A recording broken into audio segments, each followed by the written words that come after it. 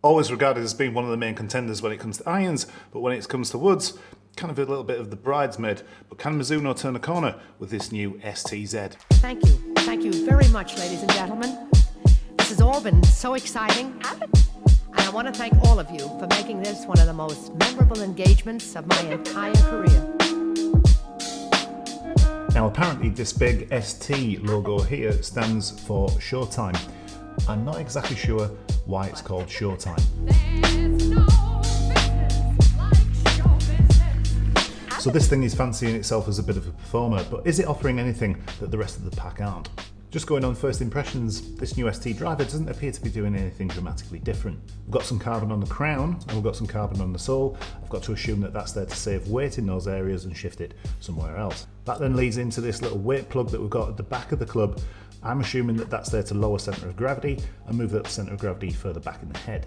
We've got a little cutaway here just behind the hip surface. That's got to be there for increased ball speeds across the face. And we've got adjustability here at the neck. That's going to allow you to adjust the loft and the lie angle, which is going to allow you to dial in your ball flight. All very predictable. I think it's safe to say that the ST driver isn't going to win any prizes for innovation, but it's not all about the razzmatazz, is it? It's about what it performs like. Let's fire up the sim, let's find out what it can do.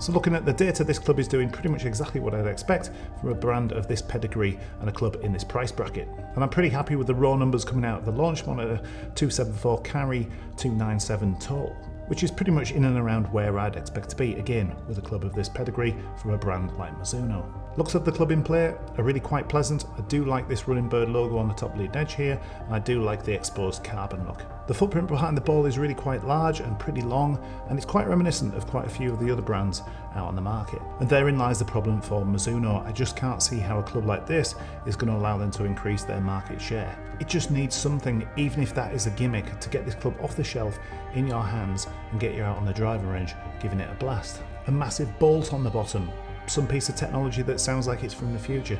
anything to make this club seem a little bit more exciting. And when there are marketing teams out there who are absolutely on fire at the moment for people like TaylorMade and Callaway, other brands are going to have to up the game. This club may well be just as good as one of the top 3 or 4 selling brands, but if it hasn't got any innovation or a gimmick to sell it, well, it's just going to get left on the shelf.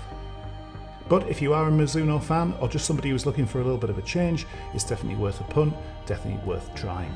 As usual, thanks for watching the video. If you liked it, please give it a thumbs up. If you haven't subscribed to the channel yet, please do so. You know where that red button is. And until next time, stay exciting.